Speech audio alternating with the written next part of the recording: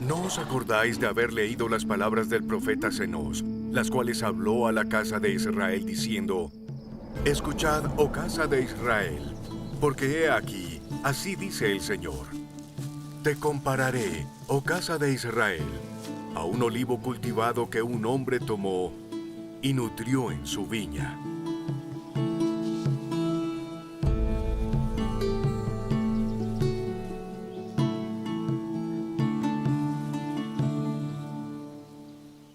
Este contenido en video no reemplaza en ningún momento su estudio personal y familiar de las Escrituras y de Ven, Sígueme. Le invitamos con todo nuestro amor a escudriñar las Escrituras y a estudiar el manual de Ven, Sígueme. Hola, muy buenos días, mis queridos hermanos y hermanas. Feliz día de reposo para todos ustedes. Feliz semana. Hoy vamos a ver una clase de esas que yo llamo espectaculares. O sea, casi todas las clases, porque todas las clases digo que son espectaculares. Pero esta clase en especial, que es la de Jacob, de los capítulos 5 al 7, vamos a tratar uno de esos capítulos de los que hablamos muchísimo, Jacob 5, pero que muchos no acabamos de comprender. Espero que con esta clase tú y yo podamos comprender un poco más esto de la alegoría del olivo. Vamos a tratarla y aprender esa clase el día de hoy. Esta lección, según el manual de Ven, Sígueme, se llama El Señor trabaja con nosotros. Jacob 5 al 7. Y para esta lección, pues vamos a utilizar, como siempre, el manual de Ven, Sígueme, las Escrituras, manuales de institutos y de seminarios y otros libros y fuentes oficiales. Y una fuente importante, Scripture Plus, que ustedes saben que es una aplicación de central de las Escrituras. Esta clase, y quiero aclararles, mis amados hermanos, no es una clase la cual solo lea un momentico y me pongo aquí en cámara para compartir con ustedes. Me considero un estudiante juicioso de las Escrituras. No el más avesado, pero al menos sí le dedico mucho tiempo a la preparación. Así que esto no se trata de simplemente ponernos aquí en pantalla y darles a ustedes un contenido que no esté preparado, sino es un contenido preparado juiciosamente. Espero que el Espíritu les pueda testificar de mi preparación, porque esos sentimientos del Espíritu lleguen a su corazón y puedan hacerles sentir un poquito más cerca a nuestro Salvador Jesucristo. Esta clase, también aclaro, la damos hoy domingo, pero siempre la damos por adelantado para que la empiecen a estudiar a partir del día de mañana. Siempre todas nuestras clases en Central de las Escrituras van una semana por adelantado. Esta clase la veremos desde mañana 8 de abril, lunes, hasta el próximo domingo 14 de abril. Con eso ustedes pueden estudiarla durante toda la semana. Y aquí vamos a encontrar un nombre que tal vez sea extraño para nosotros, Cenós. Cenós es un profeta. Cenós revela algo que conocemos como la alegoría de los olivos. Y en ella Dios revela que Él se involucra de forma personal en la historia y en el destino de cada uno de nosotros, de su propia casa, la casa de Israel. El presidente Joseph Fielding Smith nos instó a meditar en lo profundo que es Jacob 5, y muchos de los profetas lo han utilizado en sus discursos. La parábola de Cenós, registrada por Jacob en el capítulo 5 de su libro, es una de las parábolas más grandiosas que se haya escrito. Ella en sí mismo le pone al libro de Mormón una marca de fehaciente verdad. Ningún mortal, sin la inspiración de nuestro Padre Celestial, podría haber escrito una parábola de tal magnitud, con tanto contenido. Es una pena que demasiadas personas que leen el libro de Mormón pasen por alto y menosprecien las verdades que relata y que hacen referencia a la historia, al esparcimiento y al recogimiento del pueblo de Israel. Y es que después de dejar por escrita dicha alegoría, Jacob dio fin a sus escritos mediante el relato de los esfuerzos de Cherem, un anticristo, por alejar al pueblo de Jesucristo. Tal vez alguno de ustedes podrá fortalecerse con este relato de los anticristos, también aplicándolo a nuestros días, al aprender sobre la forma en que Jacob deja al descubierto los argumentos de Cherem, que eran engaños del diablo. Y aquí quiero decir algo que puede ser valioso para todos.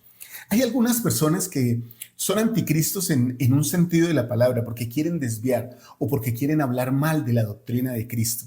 Pero de hecho lo hacen sintiéndose poderosos o populares, o como que están siendo ingeniosos, como que están diciendo algo que nadie ha dicho. De hecho, algunos de sus principios que utilizan hoy día los anticristos es como: yo sí te voy a abrir los ojos, yo te voy a enseñar a ver lo que nadie te ha permitido ver? Pues bueno, este es un argumento que no es ni mucho menos novedoso, de hecho es anticuado. Lo utilizaron los anticristos desde Cherén y mucho antes otros anticristos en la historia de la humanidad. Tengamos cuidado con ese tipo de murmuraciones, pero antes de meternos en ese aspecto, veamos algo más sobre la alegoría. Esta alegoría vale, o más bien se vale de representaciones simbólicas para transmitir ideas morales o espirituales. Estos símbolos le aportan significados adicionales, mis amados hermanos, al relato cuando uno los estudia juiciosamente. Por ende, el valor de la alegoría radica en entender lo que representa realmente esa alegoría. El Elder Holland, del Quórum de los 12 Apóstoles, presentó el tema principal de la alegoría de Zenós. Él dijo, esta alegoría, como la relata Jacob, tiene desde el inicio la intención de referirse a Cristo. Miren esto tan interesante. Como todas las escrituras, como todas las cosas que explican los profetas, como todas las cosas que hay en las escrituras, en los libros canónicos, todo se refiere a Jesucristo. Y esta es una gran enseñanza para nosotros. Podría hacer un paréntesis aquí, hermanos. Cuando das una clase, cuando das un discurso, cuando tienes la oportunidad de participar en la iglesia, de dar tu testimonio, no te olvides nunca que el centro es Jesucristo. Jesucristo es el centro de todas las cosas. De hecho, hace un tiempo, Liz, mi amada hija, me enseñaba algo. Me decía, papi, el libro de Mormón es valioso no porque sea el libro de Mormón, sino porque su misma portada, su mismo título lo dice.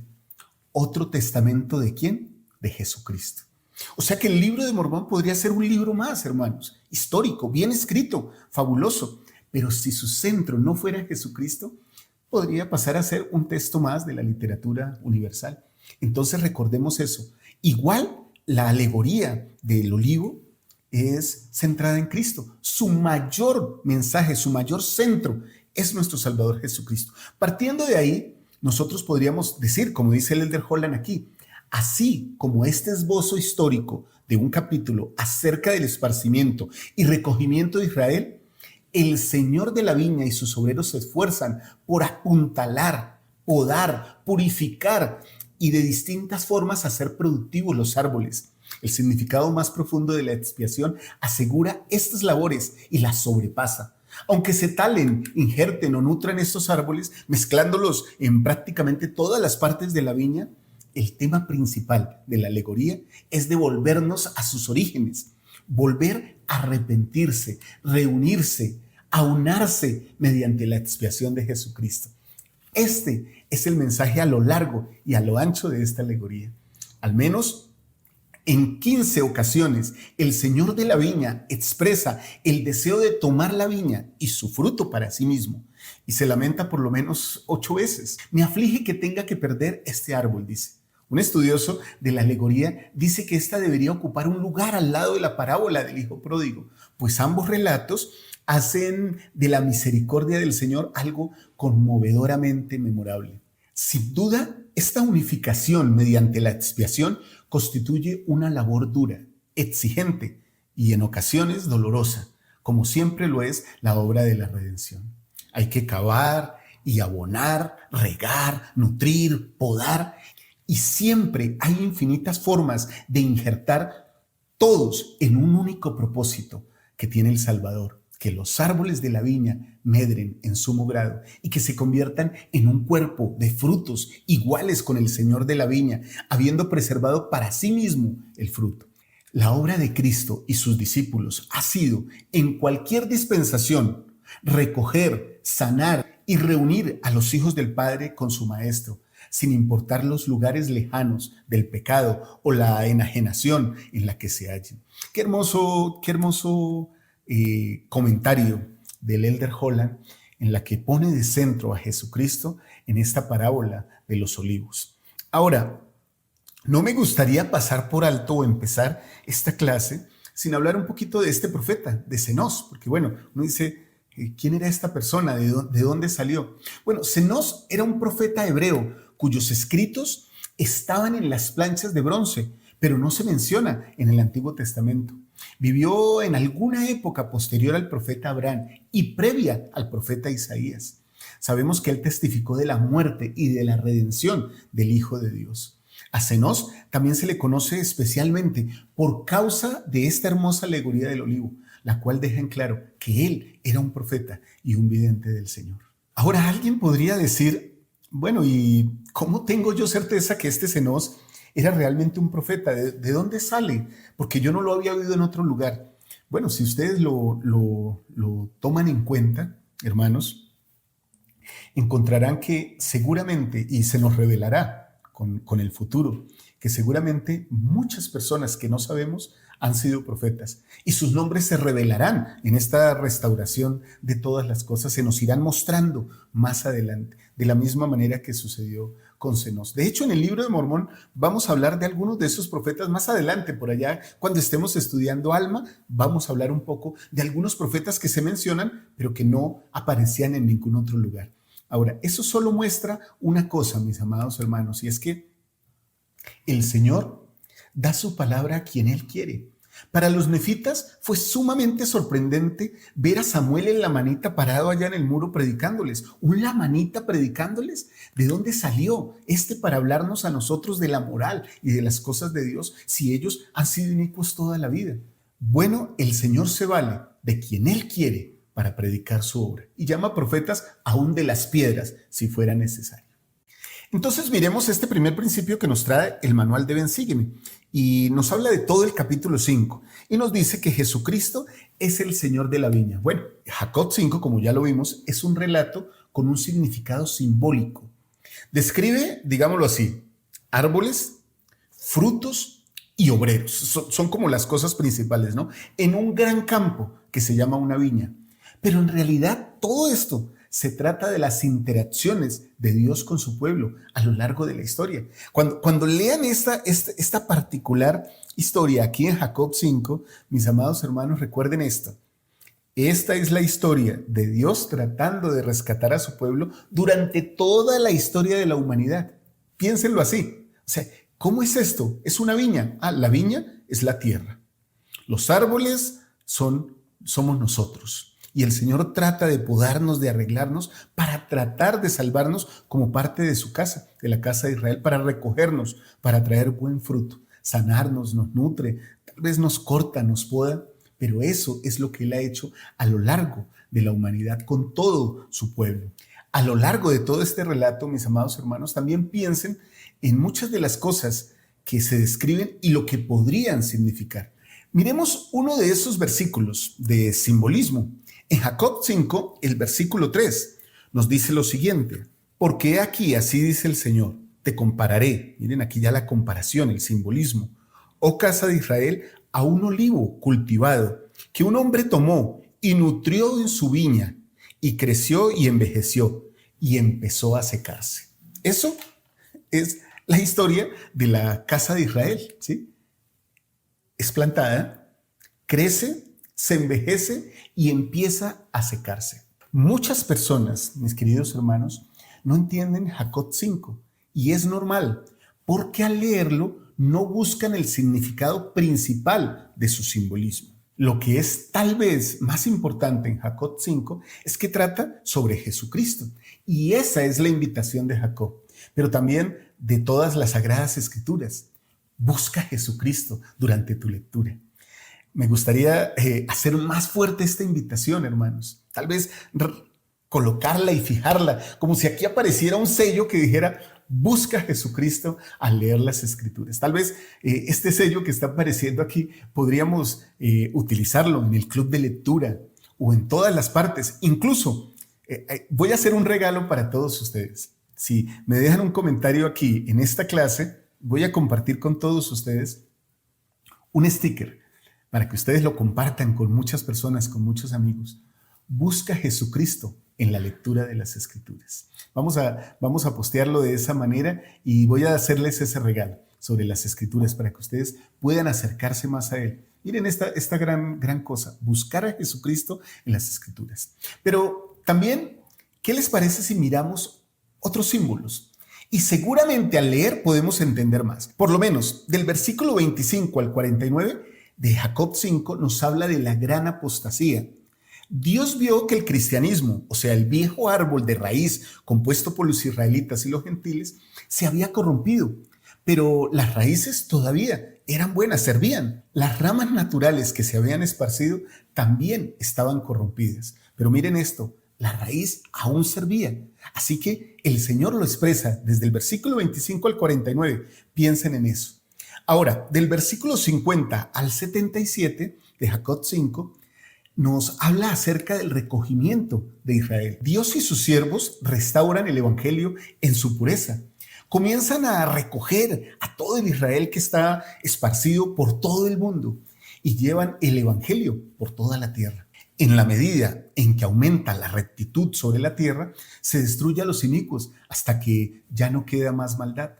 Y entonces viene la segunda venida de Jesucristo. Qué interesante toda esta historia.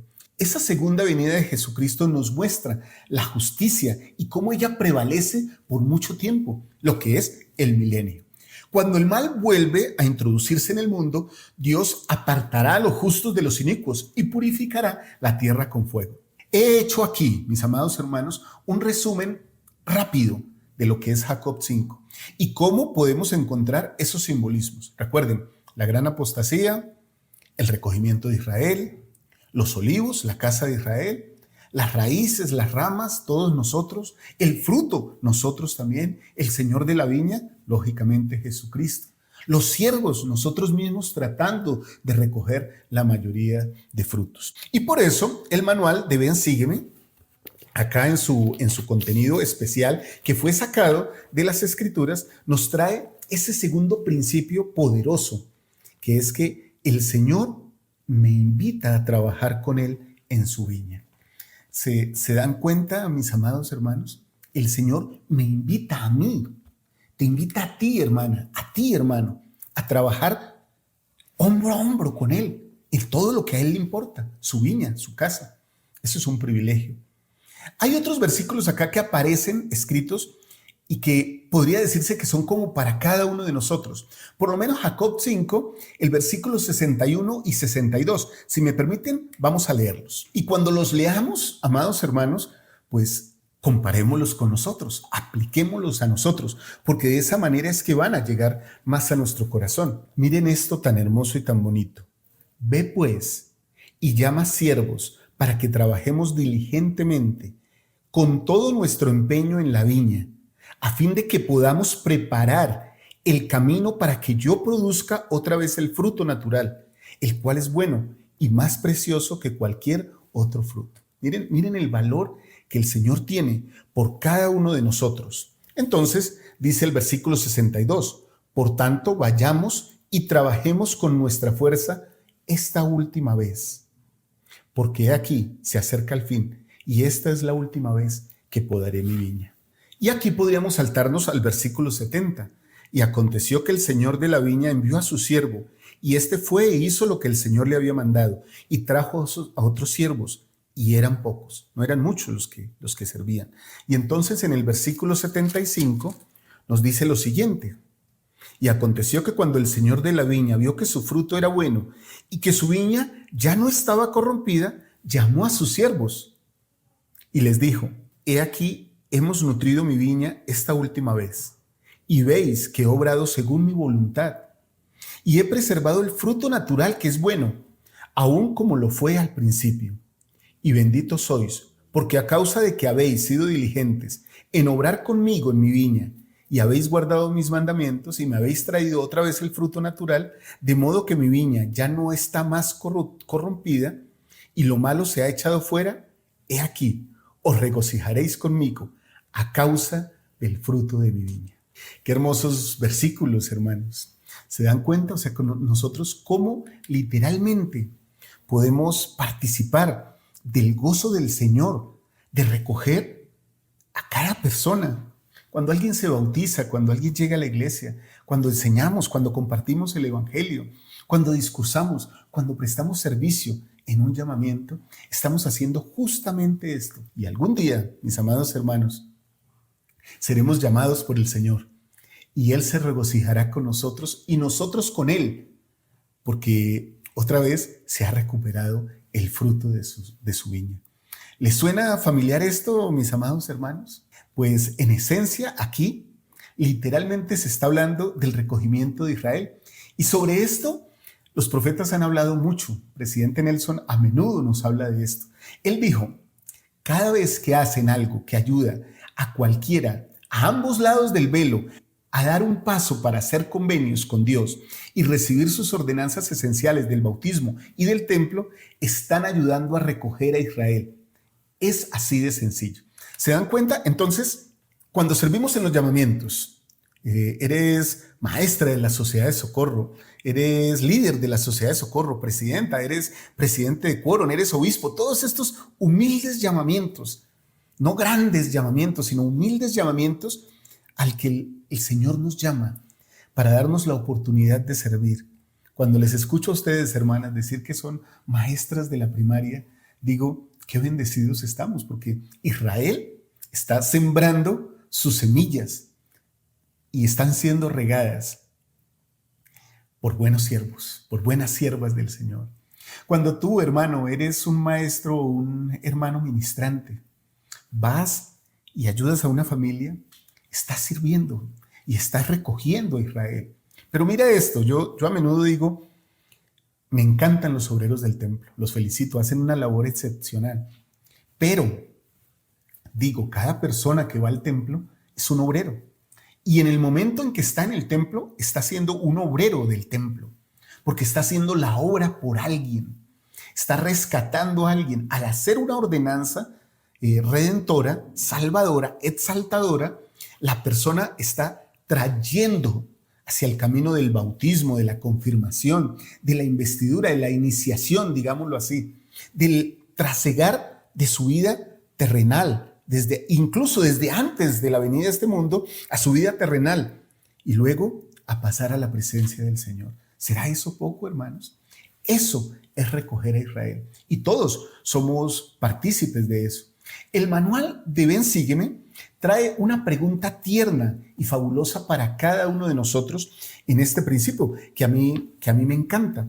Dice lo siguiente, esta pregunta. ¿Qué sientes que el Señor desea que hagas hoy en su viña? Miren que la pregunta no es para mañana, ni dentro de un año. Ni siquiera dice, ¿qué crees que el Señor quiere que hagas tú en su viña durante toda su vida? No. La pregunta nos dice, ¿qué quieres o qué sientes que el Señor desea que hagas hoy en su viña?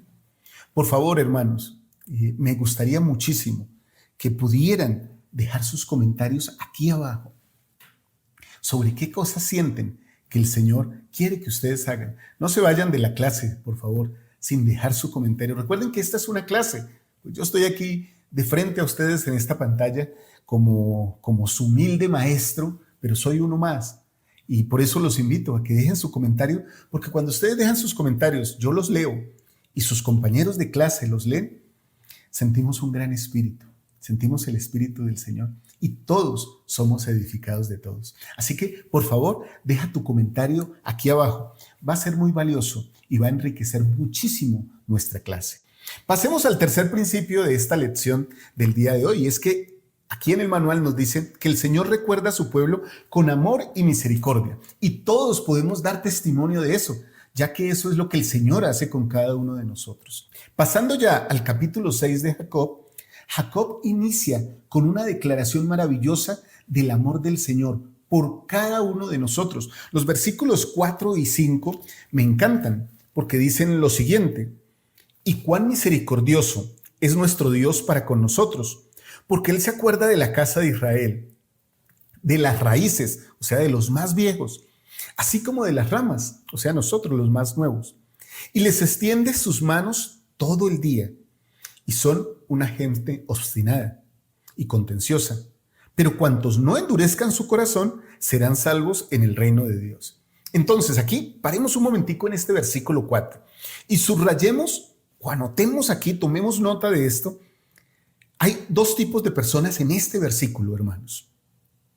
Las personas que son obstinadas y contenciosas. Las personas que son obstinadas y contenciosas. Y también las personas que no endurecen su corazón. Hay dos tipos de personas. De hecho, las primeras pueden llegar a ser del segundo tipo si es que no endurecen sus corazones.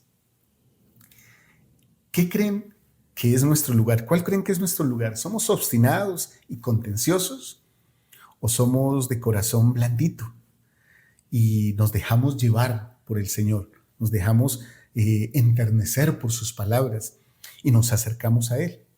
Entonces el versículo 5 nos dice: por tanto, amados hermanos míos, os suplico con palabras solemnes que os arrepintáis. Miren que esto se parece mucho al presidente Nelson cuando nos habla, ¿no? Que ustedes pueden testificar conmigo y decirme si sienten eso. Pero cuando el presidente Nelson habla, uno dice como, ¿cómo no podría yo hacer lo que él me está diciendo? Si me lo está pidiendo con tanto amor y al mismo tiempo con una autoridad profética tan poderosa que yo me siento motivado a hacerlo. Y miren lo que Jacob hace aquí. Os suplico. Es una súplica de un padre, de un profeta, de un pastor, con palabras solemnes que os arrepintáis y vengáis con íntegro propósito de corazón y os alleguéis a Dios como Él se allega a vosotros. Y mientras su brazo de misericordia se extienda hacia vosotros a la luz del día, no endurezcáis vuestros corazones. Qué interesantes, qué hermosos versículos. Son una muestra eterna de la misericordia de Dios. ¿Quién podría negarse a semejante llamado, a semejante súplica profética? Yo creo, mis amados hermanos, que a veces demoramos mucho nuestro día de volvernos al Señor, de arrepentirnos, de gozar de esa misericordia.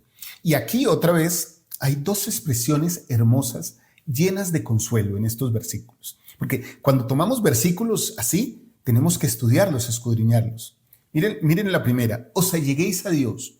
Los profetas del Señor nos llaman y nos dicen que nos acerquemos a Dios y que nos pongamos a cuentas con Él. Eso es lo que nos llama aquí. Por su misericordia, Él nos recibe. Podemos venir, como dice por allá en Isaías, ¿no? 1, que dice: si vuestros pecados fueren como la grana, como la nieve, serán emblanquecidos. Así es como el Señor nos llama. Ese es el trato que el Señor nos ofrece, hermanos. Es un trato lleno de misericordia. ¿Hay palabras más esperanzadoras que estas? Más llenas de caridad, más llenas de amor. Realmente el Señor es muy, muy, muy hermoso con cada uno de nosotros. Ahora, la otra frase que me encanta aquí es: su brazo de misericordia se extiende, que está aquí en el versículo 5. ¿Piensan en qué manera el Señor ha hecho eso por cada uno de ustedes, hermanos? Extiende sus brazos de misericordia. A veces nos olvidamos que el Señor está con los brazos abiertos. Yo testifico, hermanos, que cuando he caminado hacia atrás o lejos del Señor, tal vez mi vida ha tomado rumbos que no eran los adecuados. Y ojo, aclaro, eso aún siendo miembro de la iglesia.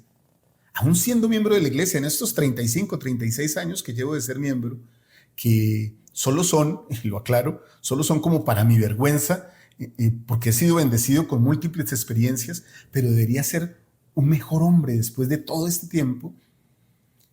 Me doy cuenta que el Señor muchas veces, en todos esos años, ha extendido sus brazos de misericordia para mí.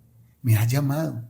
Me ha dicho: Walter, allégate a mí, yo me allegaré a ti, yo estaré contigo. Y yo como que he mirado, hermanos, hacia todo lado y he dicho, como que no escucho, como que me hago que estoy escuchando otras cosas, pero escucho claramente su voz y veo claramente sus brazos extendidos. Y aún siendo miembro de la iglesia, muchas veces he tomado caminos equivocados y el Señor me ha llamado. El Señor me ha traído nuevamente. Porque, bueno, y quisiera leer aquí el versículo 6 porque me refleja.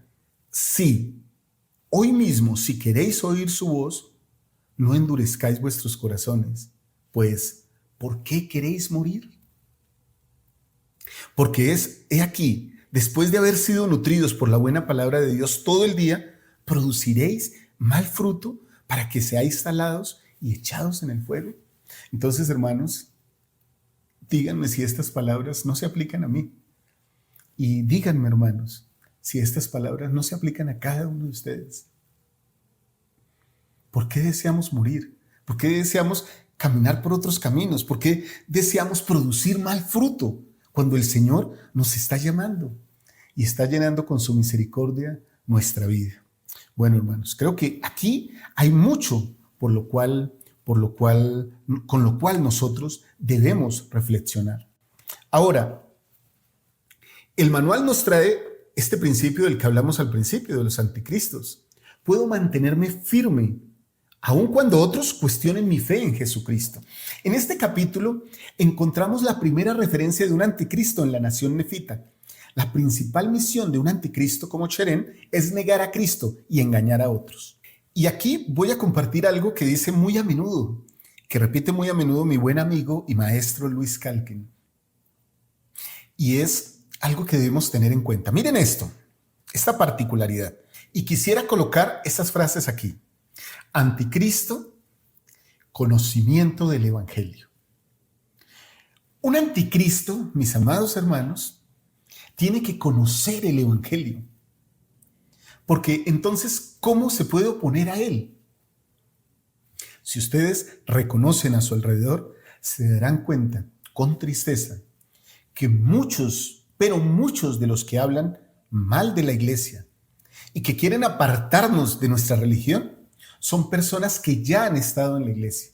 Hay personas que uno las reconoce, que no son miembros de la iglesia, que no conocen la iglesia y que hacen comentarios soeces o desacertados y uno dice, se entiende, no han leído siquiera el libro de Mormón. Pero en los anticristos, uno tiene esta particularidad y por eso les quiero recordar estas palabras. Anticristo, estudio del Evangelio o conocimiento del Evangelio. El anticristo ya ha conocido el Evangelio, ya ha estado dentro de la iglesia y conoce el Evangelio y conoce la iglesia. Entonces, con artimañas, como él no ha sido capaz y no ha tenido la valentía para seguir los principios, se cree más astuto, se cree más inteligente y entonces, en lugar de adaptarse y adaptar su vida a los mandamientos de Dios, la pone en manifiesta rebeldía. Y entonces dice, con argumentos hasta chistosos, es que a mí se me abrieron los ojos, es que yo ahora sí he visto la realidad. ¿Cuál realidad? La realidad de Cherén, de Corior, de los antiguos anticristos, los mismos que se creyeron sabios y que sufrieron las consecuencias porque su sabiduría es locura. Entonces, teniendo el conocimiento del Evangelio, el anticristo pues viene y te habla como quien conoce. Yo fui miembro de la iglesia, yo fui misionero, yo fui obispo, yo he estado en el templo, yo sé lo que se hace y por eso ahora lo puedo refutar. Mis queridos hermanos, cuidémonos de ese tipo de personas.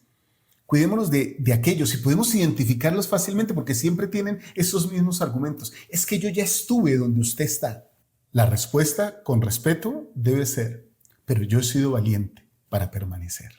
Ahora, el presidente Ratad Benson compartió las siguientes 3 preguntas que podemos hacernos para nosotros no ser engañados. La primera pregunta es, ¿qué dicen los libros canónicos al respecto? Cuando tengamos una duda que ponga en juicio o que ponga en inquietud nuestro testimonio, debemos hacernos esa pregunta. ¿Qué dicen los libros canónicos sobre esto que me estoy preguntando?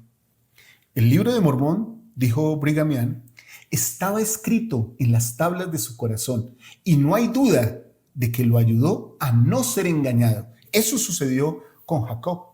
El libro de Mormón estaba tan fuertemente arraigado en su vida que él no siguió las tentaciones, las dudas que estaba tratando de plantar en su corazón Cherén. Lo mismo sucede con nosotros, hermanos. Si nosotros tenemos fuertemente asidas y leemos permanentemente las Escrituras, nosotros vamos a estar protegidos, porque ellas van a estar en nuestro corazón. Y cuando alguien venga con inquietudes de fe, de sus propias dudas y quiera plantarlas en nuestro corazón, nosotros podemos hallar la respuesta. Esta es una estrategia, una táctica, más bien del adversario, cuando quiso plantar en el Señor dudas. Si eres el Hijo de Dios, manda que estas piedras se conviertan en pan y come. Bueno, yo estoy parafraseando la historia. Incluso ese mismo sarcasmo, ¿sí? Y esa misma manera de actuar la tuvo el Salvador en el mismo monte del Gólgota, cuando uno de los presos que estaban con él le dijo: si eres el Hijo de Dios, libérate y libéranos a nosotros. Estoy también parafraseando la historia, hermanos. Y muchas personas que estaban enfrente decían: mirad, decía que era el Hijo de Dios y que podía tumbar y construir el templo en 3 días. Ellos no entendían, porque el anticristo, el que está contra Cristo, no entiende las cosas de Cristo. No entendían que él estaba hablando era de su propio cuerpo y cómo iba a resucitar. Pero ellos, como estaban tan ciegos, solo veían lo que querían ver. Y entonces atacaban al Salvador con sís demoníacos, sí diabólicos. Si eres, si tú, ¿sí? Y así va a suceder con nosotros, hermanos. Por eso es tan importante que las Escrituras estén firmes, porque algunas personas dirán: pero eres miembro de la iglesia y no sabes estas cosas. Y recuerden, nosotros podemos saber muchas cosas, pero no las sabemos todas. Hay algunas cosas que tal vez tengamos que responder: ¿sabes? Lo que me estás diciendo no lo sé, no lo puedo comprobar. Y hasta que no lo lea de las Escrituras o no lo escuche de los profetas, no lo puedo creer tampoco de ti. Pero lo que sí sé es que José Smith fue un profeta de Dios, que el libro de Mormón es la palabra de Dios, es un libro inspirado y revelado por Dios, que el Señor vive. Entonces nuestro testimonio se pone de frente y hace un escudo poderoso contra los anticristos, que impide que nosotros seamos engañados. La segunda pregunta, o más bien la segunda guía y pregunta, es esta: ¿qué dicen los presidentes de la iglesia al respecto? En particular, el presidente actual de la iglesia. Cuando tengan dudas de fe, hermanos, o lleguen personas con dudas de fe a ustedes a plantarlas en su corazón, busquen las palabras de los profetas, en especial la palabra del presidente actual, porque cada profeta en su momento, para su momento, pero el presidente Nelson para este momento, para nosotros. Cuando el presidente Nelson ya no esté, deberemos hacer caso en prioridad a la palabra del profeta actual, al que lo reemplace, al que el Señor llame como reemplazo del presidente Nelson. Y así cada vez en nuestra vida. Alguien podría decir: pero es que yo amé mucho al presidente Monson y yo sigo las enseñanzas de él. Ten cuidado con eso, porque nosotros no seguimos a los profetas como personas, sino como siervos del Señor. Entonces los seguimos como siervos, no como personas. Ahora el Señor ha reemplazado a un profeta y ha llamado a un nuevo profeta. En este caso, presidente Nelson. A él seguimos. Su voz es la que escuchamos primero. Tengan de igual manera cuidado con seguir a hombres como sus obispos o sus presidentes de estaca para idolatrarlos o ser sus fans. Nosotros debemos seguir a Jesucristo y a sus profetas, ¿sí? Y debemos, si este buen hombre fue nuestro presidente de estaca, fue nuestro obispo, pero ahora fue relevado, ahora debemos seguir al líder que ha sido llamado. Siempre tengamos en cuenta eso. Pero en lo que tiene que ver con la apostasía o con las dudas de fe, siempre, hermanos, busquemos las palabras inspiradas del profeta actual, del profeta viviente, vidente y revelador. Recuerden esto: viviente, vidente y revelador. De ese profeta es donde vendrán las palabras que necesitamos para este momento de nuestras vidas. Y por eso el Señor lo ha llamado. Tercera cosa, y tal vez la última, es la prueba del Espíritu Santo. ¿El Espíritu Santo aprueba esto que estoy recibiendo? Esta prueba solamente puede tener una eficacia plena si los canales de comunicación de uno con Dios están limpios y son vigorosos, sin el estorbo del pecado. El presidente Brigham Young también dijo sobre esto: pueden saber si se dejan llevar por el bien o por el mal, porque cada principio que Dios ha revelado lleva al convencimiento de su propia verdad a la mente humana. Cuán lamentable sería que nos llevase un solo hombre a la destrucción total. Entonces, lo que me estás diciendo, ¿cómo me hace sentir espiritualmente? Las dudas o las preguntas que traes ¿Las traes porque tú quieres saber la respuesta y estás buscando a Dios o porque quieres separarme a mí de las cosas de Dios? E incluso yo puedo sentir por el Espíritu porque voy a sentir un estupor de pensamiento y en el corazón, o voy a sentir tranquilidad y luz. Cuando alguien me pregunta, hermano, ¿cómo podría yo saber más de las Escrituras? Es muy diferente a cuando alguien me pregunta, hermano, ¿cierto que las Escrituras no dicen todas las cosas? Yo puedo verificar y puedo, digámoslo así, deducir, puedo interpretar incluso las intenciones que hay en el corazón de una persona que viene como un anticristo a separarme de la voluntad de Dios, de las cosas de Dios. El anticristo Cherén entonces pide a Jacob en toda esta historia una señal de lo que sabe que es verdad. Si no fuera así, no se empeñaría tanto a apartar a otros de ella. Recuerden esto, el anticristo siempre está preguntando, ¿cómo sé para saber si eso es verdad? Entonces, ¿es que ya lo sabías y quieres que yo te ratifique lo que tú estás pensando? ¿O solo quieres apartarme a mí de lo que tú ya sabes que es verdad? Tengan en cuenta esto, hermanos. En el versículo 13 del capítulo 7, mire lo que nos dice justamente sobre esto de la señal. Y aconteció que me dijo, muéstrame una señal mediante este poder del Espíritu Santo, por medio del cual sabes tanto. Ese poder del Espíritu Santo que él ya ha vivido, que él ya ha gozado y que seguramente, por cualquier razón que sea, que es personal y también es respetable, ha dejado su creencia. Presidente Joseph Smith, un profeta de la iglesia, explicó el problema de exigir una señal para sustentar la fe. O sea, aquí hay un problema fuerte.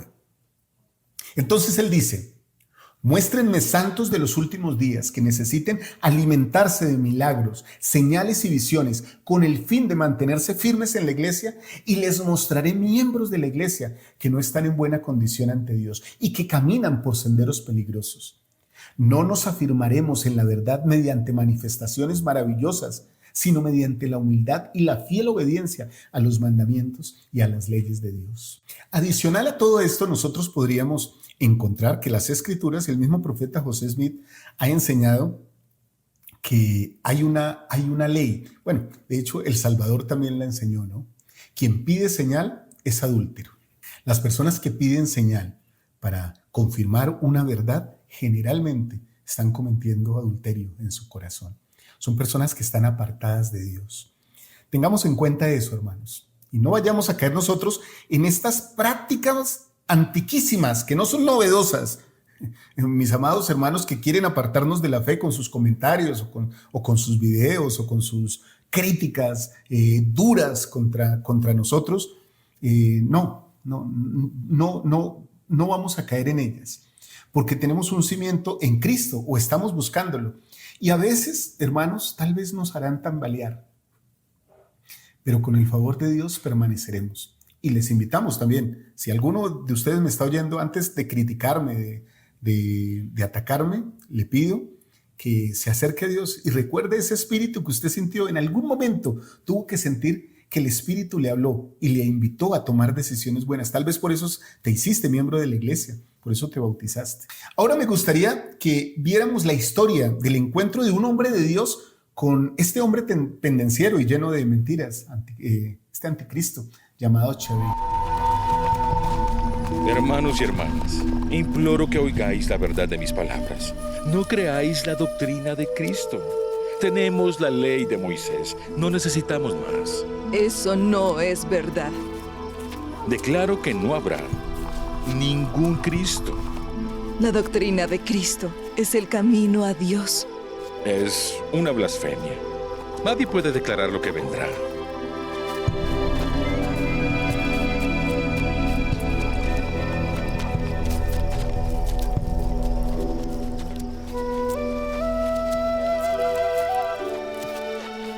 Hermano Jacob,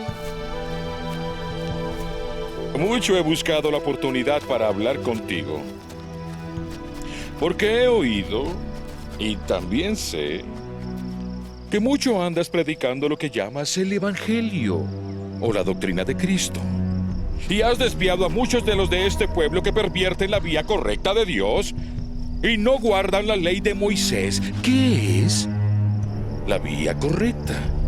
Y conviertes la ley de Moisés en la adoración de un ser que dices que vendrá de aquí a muchos siglos. Yo, Sherem, te declaro que esto es una blasfemia. Pues nadie sabe en cuanto a tales cosas, porque nadie puede declarar lo que está por venir. ¿Niegas tú al Cristo que ha de venir? Si hubiera un Cristo, no lo negaría. Mas sé que no hay Cristo. Ni lo ha habido, ni lo habrá.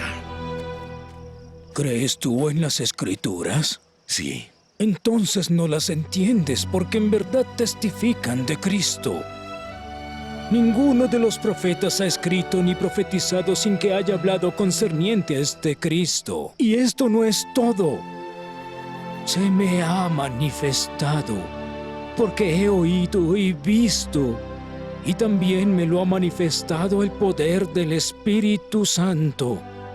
Por consiguiente, yo sé que si no se efectuara una expiación, se perdería todo el género humano. Muéstrame una señal.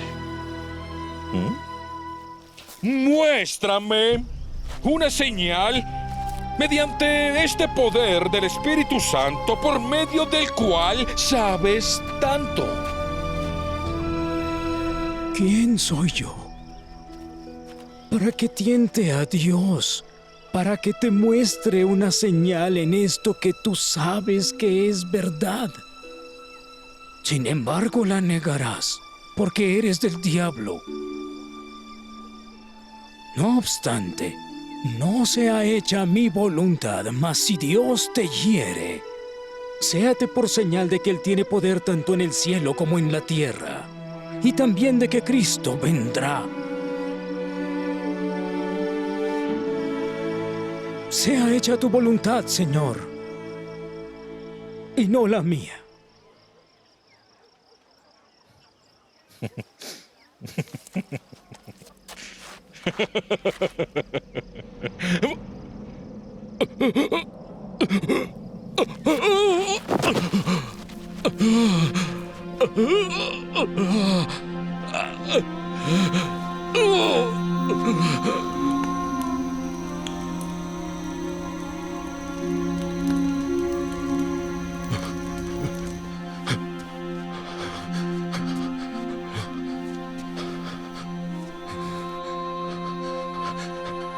Reuníos mañana, porque voy a morir. Por tanto, deseo hablar al pueblo antes que yo muera. Abrid paso. Abrid paso.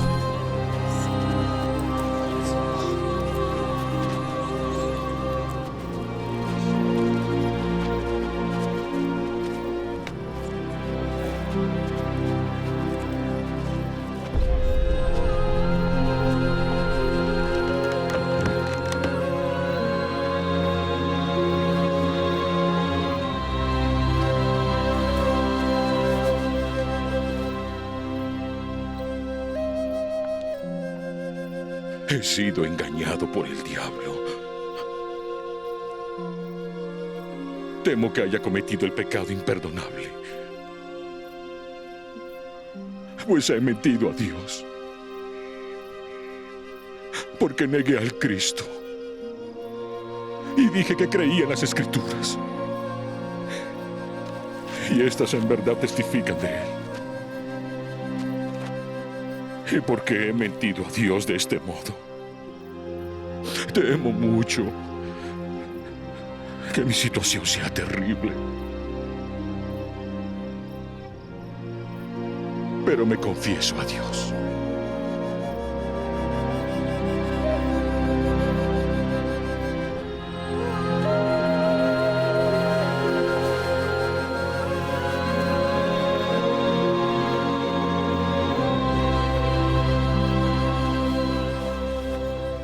El poder de Dios descendió sobre mi pueblo, Y la paz y el amor de Dios nuevamente se restablecieron, y escudriñaron las Escrituras y no hicieron más caso de las palabras de este hombre inicuo. Muy bien, mis amados hermanos y hermanas, entonces, al ver estas escenas y esto que hemos aprendido aquí, pues yo no digo sino una cosa: debo tener mucho cuidado, yo, Walter, debo tener mucho cuidado con mi persona y cuidar, nutrir, fortalecer, podar, velar en mi viña y en la de mi familia por nuestros testimonios. Pero debo empezar con el mío propio. Si mis propias raíces no están bien, yo me puedo caer y es posible que mi familia caiga conmigo. ¿Sí ven cómo se aplica todo esto que hemos visto? Testifico que el Señor vive. Testifico que Él sabe nuestras dudas, nuestras inquietudes. Aún sabe los momentos en que nuestra fe flaquea y está ahí para ayudarnos. A veces permite que el mundo ponga a prueba nuestro testimonio, solo para que nosotros podamos fortalecerlo. Hay personas que ante las dudas se van, pero hay otros valientes y fuertes que ante la duda, ante la inquietud, se quedan y reciben mayor revelación de la verdad de todas estas cosas. Yo testifico de eso y lo hago en el nombre de Jesucristo. Amén. Muy bien, mis amados hermanos, pues hoy aprendimos principios fabulosos. Repasémoslos un poquito aquí del manual. Jesucristo es el Señor de la viña, nos enseña Jacob 5 como primer principio y lo vimos. El Señor nos invita a trabajar con Él. Miren esto tan hermoso, qué privilegio tenemos nosotros. Imagínense semejante invitación de la cual nosotros podemos participar y participamos. También el manual de Ven, Sígueme nos invitó a estudiar y a reconocer cómo el Señor recuerda a su pueblo con amor y misericordia, cómo nos llama, cómo sus brazos están extendidos para nosotros y cómo nos podemos mantener firmes cuando otras personas cuestionan nuestra fe. Ese es lo que hemos aprendido de esta clase de Ven, Sígueme de Escuela Dominical y es lo que he querido compartir con ustedes. Eso hemos aprendido hoy. Recuerden que aquí abajo ustedes pueden descargar la liaona del estudio. Esta liaona la hemos preparado como una guía para que ustedes, los que son maestros del quórum de élderes, de la escuela dominical, de la primaria, de los jóvenes, puedan tomarla como una guía y junto al manual y a las escrituras puedan preparar mejor sus clases. También aquí abajo pueden seguirnos en el link que dejamos ahí de nuestros grupos de WhatsApp, Enseñanzas del Evangelio con Liz y Walter Posada. Recuerden también que hoy estamos de conferencia general, igual que el día de ayer, sábado. Hoy estaremos nosotros compartiendo mucho con nuestros profetas en todas las sesiones del día domingo. Les invito a que estén muy atentos a la conferencia general, que puedan, bueno, si me están acompañando en esta clase, la puedan ver hoy y durante la semana, pero sobre todo, que hoy puedan estar muy atentos a las palabras de los profetas del Señor. Qué bendición tenemos de tener profetas, así que los invito a escuchar los mensajes de la conferencia. Seguramente esta tarde estaremos haciendo un en vivo con algunos hermanos de Central de las Escrituras sobre todo lo que aprendimos en esta conferencia general. Espero que ustedes la puedan apreciar. Les amo mucho. Escuchen a los profetas del día de hoy. Prepárense y utilicen esas enseñanzas. Utilicémoslas durante todo este semestre para todo lo mejor que vendrá para nosotros. Un fuerte abrazo, mis amados hermanos. Les amo mucho. Chao, chao. Tenemos más contenidos para ti. Mira la clase de escuela dominical anterior.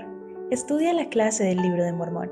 Escucha los audios de análisis y acompáñanos en la charla dominical.